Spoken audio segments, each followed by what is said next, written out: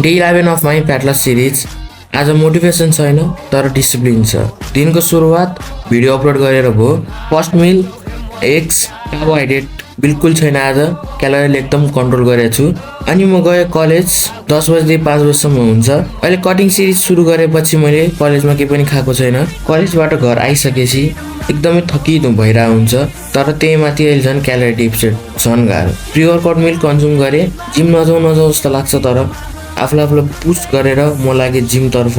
आज म ट्रेन गर्दैछु सोल्डर एन्ड चेस्ट। वार्मअपहरू गरिसकेपछि सोल्डरको वर्कआउटबाट सुरु गरेँ। Pec deck machine, incline dumbbell press, सोल्डरको लागि dumbbell overhead press, cable lateral raises and last workout cable fly for the chest. अहिले क्यालोरी डेफिसिटले गर्दा वर्कआउट गर्न पनि राम्रोसँग सक्दैन।